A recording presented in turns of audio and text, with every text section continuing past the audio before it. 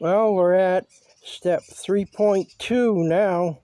The mud hole from yesterday has turned into a lap pool today.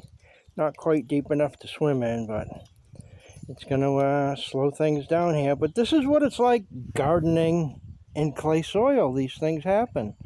You know, the water sits on the surface. It goes in, if it goes into a hole, you end up with ponding, which is actually going to be a good thing in the end result, because once the fabric beds are in place, the water can go in and out of the fabric bed. About half of it will be clay soil inside that, and the rest will be organic material with clay soil. So you know it provides a good reservoir of water. It's not always a bad thing when this is what it's like.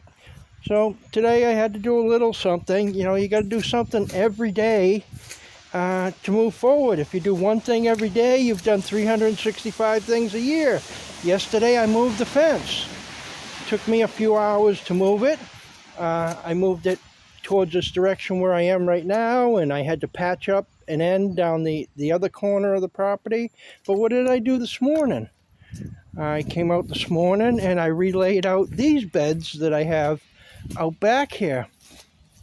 And what I had done was a couple of weeks or a few weeks ago, I put 4 of these 10-foot beds out here, and I had 2 of them lined up over at the shed, and I was going to put the peppers over there, and it was getting too crowded over there. That's why I moved out into the other area that I'm currently working on. And there's going to be even more over in that area. That's going to be primarily my tomato area. I'll get eggplants over there and some more peppers. I can mix peppers in a lot of locations.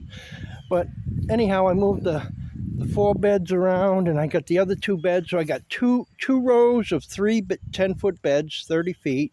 They're spaced pretty wide apart. They're spaced 5 feet apart because I'm going to grow pole beans. And pole beans grow tall, so I want to have plenty of room for the sun to get in and around my pole beans. And I can plant other things with the pole beans. I can plant onions, I can plant peppers. There's a host of things that I can do. But anyhow, I scavenged these other beds too. This is my extra 4-foot bed that I'm going to double stack in the next row, and these other 2 are 12-footers from the front of the house. Let's see if I can show you where the double stack row is. And the double stack row is right here. 4 foot wide, 36 feet long. That'll be double stack.